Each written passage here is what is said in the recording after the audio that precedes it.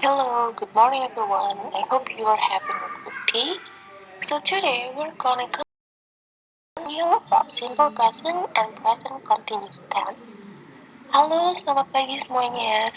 Miss harap semuanya memiliki hari yang indah. Hari ini kita akan melanjutkan materi kita tentang simple present and present continuous tense.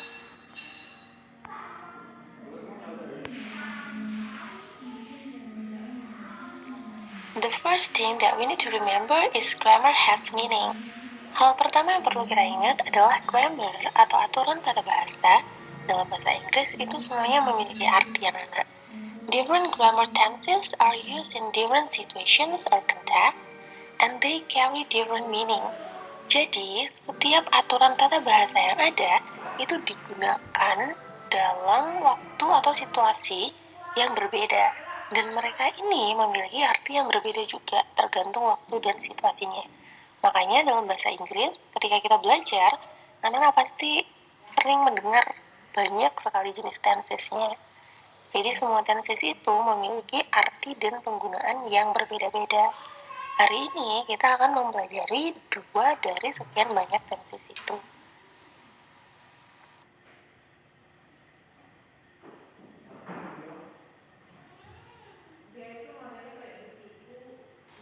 First, let's talk about the use of simple present. So, we use simple present for two main things. First is for talking about actions that happens repeatedly, or we call it as habitual action. And second, we also use simple present to state about general truth or facts.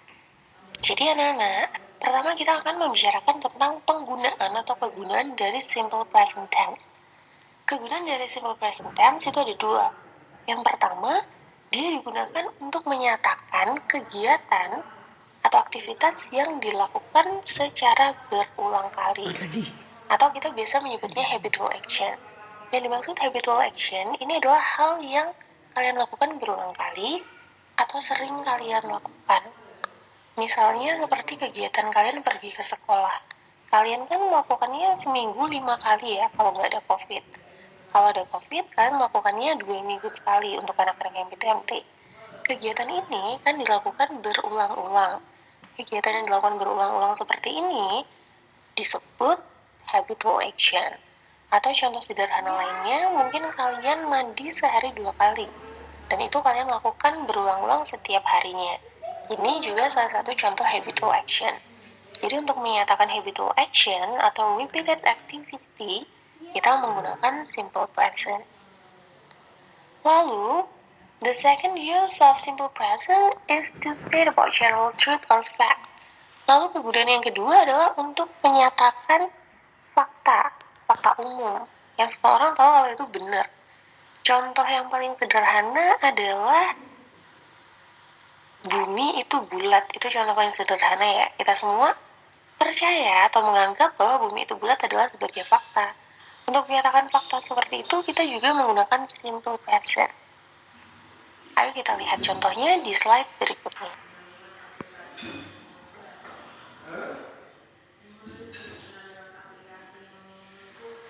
Now, let's take a look at the example here so that we can understand better. Sekarang ayo kita lihat contoh yang ada di sini supaya kita bisa memiliki pemahaman yang lebih baik. First, for the habitual action or repeated action, habitual action is called as kebiasaan and repeated action adalah kegiatan yang dilakukan berulang-ulang. Sebagai contoh kalimatnya, the first we have I go to school every Monday to Friday. Aku pergi ke sekolah setiap Senin sampai Jumat. Pergi ke sekolahnya kan dilakukan berulang-ulang tuh, hari Senin sampai dengan Jumat.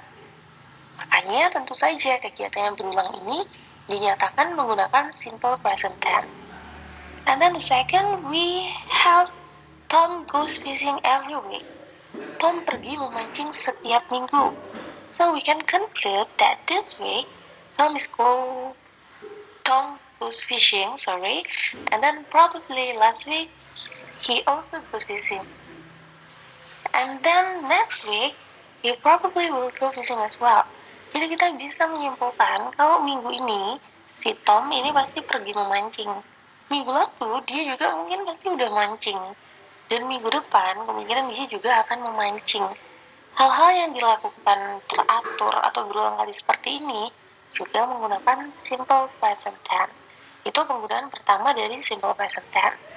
Now let's take a look at the second use of simple present tense, which is to say general truth or facts. Sekarang kita lihat penggunaan kedua dari simple present tense yang digunakan untuk menyatakan fakta atau kebenaran umum.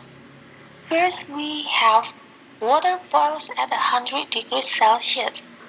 Air mendidih pada suhu 100 derajat Celcius, which is a fact, and that's why we use simple present tense. Yang mana kalimat ini itu emang fakta. Air itu pasti mendidih dalam suhu 100 derajat Celcius. Untuk menyatakan fakta seperti ini, tentu saja kita menggunakan simple present tense. And then the second one, we have the earth is round. Bumi itu bulat. Karena ini juga fakta, jadi tentu saja kita menyebutkannya menggunakan simple present tense juga.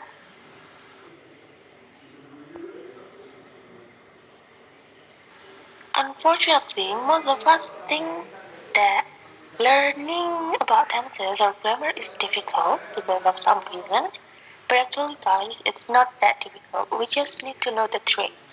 Jadi anak-anak, sayangnya sebagian besar dari kita itu menganggap kalau belajar bahasa Inggris, apalagi kalau udah bahas tentang grammar atau tenses, itu tuh adalah hal yang susah. Tapi sebenarnya itu tuh tidak begitu susah selama kita tahu triknya. So, in learning about tenses, we have what is so-called as time signals. Jadi ketika kita belajar tentang tenses, itu sebenarnya ada yang disebut sebagai time signals. I'm sure that most of you have known about it. Jadi setiap tenses dalam bahasa Inggris itu memiliki time signals atau keterangan waktu untuk setiap tensesnya. Jadi setiap tenses memiliki keterangan waktu yang berbeda. So, to decide what tenses to use, we just need to take a look at the time signals. Jadi untuk menentukan tenses apa yang harus kita gunakan, kita itu sebenarnya tinggal lihat ke time signalsnya. So actually it's quite easy. We just need to know and remember and practice it, because it will be such a waste if we know and remember but never put it into practice. Jadi untuk simple present, time signal yang sering digunakan adalah kata-kata seperti yang di box pink ini. Ada every day, every month, every summer, and every blah blah blah. Every kan artinya setiap ya. Setiap hari, setiap bulan, setiap musim panas, setiap titik-titik setiap lainnya. Arti kata setiap itu kan menandakan kalau sebuah aktivitas itu dilakukan. Makanya tentu saja time signal seperti ini digunakan di simple present. Jadi ketika anak-anak lihat kalimat ada time signal seperti ini, kan nggak perlu ragu atau bingung, jawabannya pasti simple present tense. And then next we also have usually, biasanya, often, sering, sometimes, kadang-kadang, never, tidak pernah, always, selalu, frequently, sering juga, rarely, seldom, jarang, dan juga on Sundays, on Fridays, setiap hari Minggu, setiap hari Jumat, and on bla bla bla. Bisa kalian beri tambahan hari-hari lainnya. Jadi, time signal sini adalah milik simple present tense.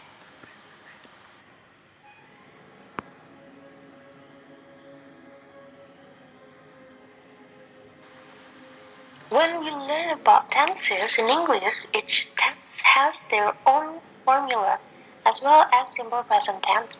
So now let's take a look at the formula for simple present tense. Jadi ketika kita belajar tenses, semua tenses dalam bahasa Inggris itu memiliki rumusnya sendiri-sendiri. Begitu juga dengan simple present tense. Jadi sekarang ayo kita perhatikan rumus untuk membuat kalimat menggunakan simple present tense. First is to make an affirmative sentence or positive sentence. Yang pertama untuk membuat kalimat positif.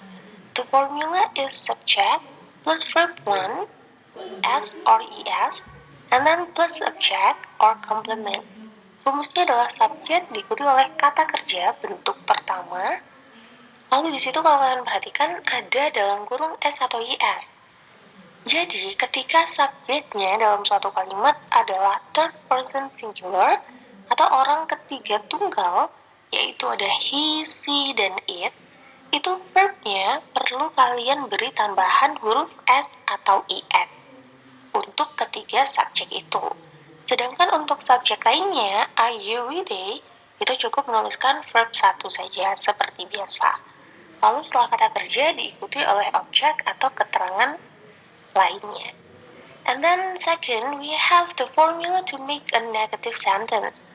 Yang kedua, kita punya rumus untuk membuat kalimat negatif, which is subject plus don't or doesn't plus verb one plus object or complement. Untuk membuat kalimat negatif, tentu saja masih sama, diawali dengan subject. Lalu kita beri don't atau doesn't. Don't itu digunakan untuk subjek are you with it, sedangkan doesn't digunakan untuk subjek he, she, it. Ingat ya anak, ketika kita menggunakan kata don't atau doesn't, verbnya itu kembali menjadi bentuk verb 1 yang biasa atau basic. Jadi tidak perlu diberi tambahan s atau is lagi untuk subjek he, she, it.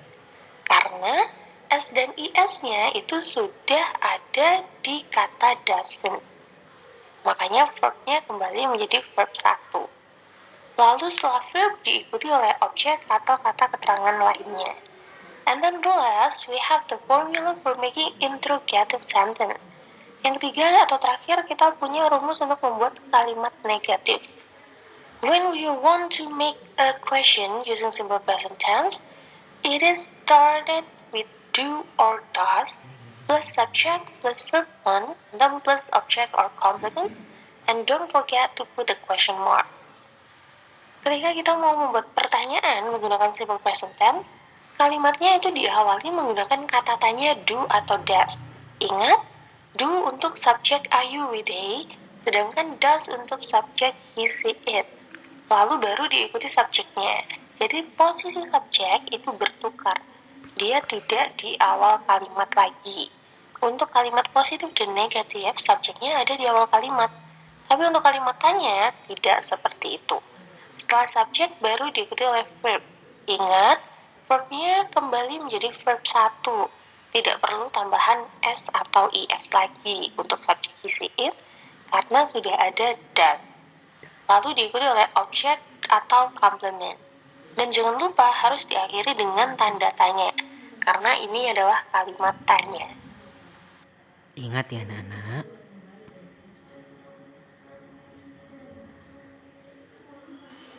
And here, there are some important notes to remember about the use of simple present tense. Di sini ada beberapa catatan tentang penggunaan simple present tense, so that you won't have any difficulties later on. Supaya kalian nantinya tidak mengalami kesulitan. First is when the subject is third person singular, which are he, she, it, you need to add s or es to the verb in affirmative sentence. Jadi, ketika subjek dalam sebuah kalimatnya itu adalah orang ketiga bentuk tunggal, ada 3, yaitu he, she, dan it, kalian perlu menambahkan akhiran s atau is pada kata kerjanya. Tapi ingat, tambahan s atau is ini hanya digunakan di affirmative sentence atau di kalimat positif. Untuk kalimat negatif dan kalimat tanya tidak perlu, karena sudah digantikan does. For example, Keisha studies with her sister every day. Nah, di situ kata kerjanya kan studies. Verb 1 untuk studies adalah study. S-T-U-D-Y. Tapi karena subjeknya Keisha, study dirubah menjadi studies. Diberi tambahan es. And then second, we have Keisha likes chocolate so much. Apa namanya? Kata kerjanya kan like ya, L-I-K-E. Tapi karena subjeknya Keisha yang mana sama dengan she, kata like diberi tambahan s menjadi like. Because Keisha is third person singular. Jadi kata kerjanya itu ada yang ditambah huruf s dan ada yang ditambah huruf es. And then second, Do is used for subject I, you, we, they, while does is used for subject he, she, it. Do itu digunakan untuk subjek I, you, we, they. Sedangkan does digunakan untuk subjek he, she, it. That's what you need to remember. And then third, we need to know when do we need to add s or es to a verb.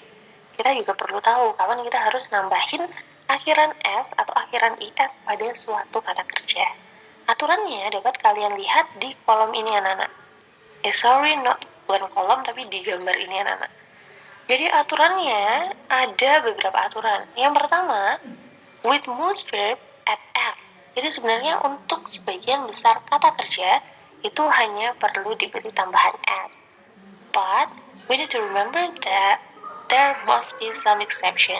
Dan kita perlu ingat kalau tentu saja pasti ada pengecualian.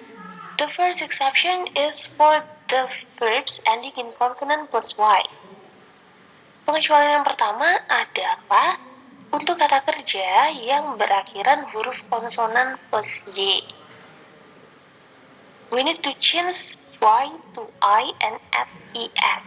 Jadi kita perlu merubah huruf y-nya ke huruf i dan diberi tambahan es. Mudahnya seperti ini. Di situ ada kata try. Try berubah menjadi tries. Jadi untuk kata yang berakhiran huruf y dan di depan huruf y-nya itu adalah huruf konsonan, yang kan di situ adalah ry. R kan konsonan, terus belakangnya y. Untuk y yang depannya huruf konsonan itu berubah menjadi ies. Jadi try berubah menjadi tries, carry berubah menjadi carries. And then the next one, for the verbs ending in z, ch, or a, and we need to add es. Untuk kata kerja yang berakhiran huruf s, z, ch, s, or x, we need to add es. Jadi untuk kata kerja yang berakhiran huruf s, z, ch, atau x, we need to put es. For example, for the verb miss. Contohnya untuk kata kerja miss. Miss kan huruf terakhirnya huruf S ya. Jadi sesuai aturannya kita perlu menambahkan es. Miss berubah menjadi misses. Lalu contoh kedua ada kata kerja boss. Huruf terakhirnya adalah huruf Z. Jadi kita perlu menambahkan es menjadi bosses. Tapi ingat, ini hanya untuk subjek he, she, it. And then the next exception is for the verbs ends in O. Pengecualian terakhir adalah untuk kata kerja yang berakhiran huruf O. Itu perlu ditambah akhiran es. Contohnya go, karena huruf terakhirnya O, perlu ditambah es menjadi goes. Begitu juga dengan do, berubah menjadi does.